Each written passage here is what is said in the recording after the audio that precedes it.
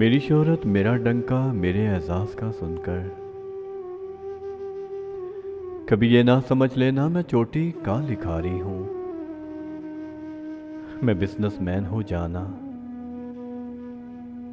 मैं बिजनेसमैन हूं जाना, मैं छोटा सा व्यापारी हूं।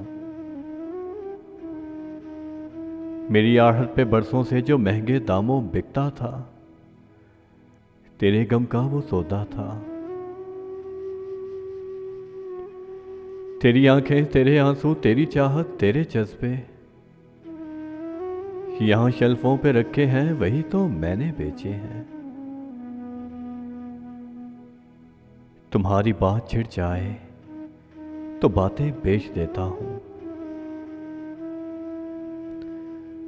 तुम्हारी बात छिड़ जाए तो बातें बेच देता हूं। जरूरत कुछ ज्यादा हो तो यादें बेच देता हूं। कि तुम्हारे नाम के सदके बहुत पैसा कमाया है, नई गाड़ी खरीदी है, नया बंगला बनाया है।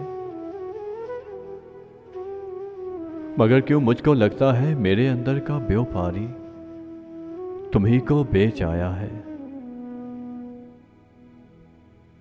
मैं बिजनेसमैन हूं जाना, मैं बिजनेसमैन हूं जाना, मैं बिजनेसमैन हूं जाना।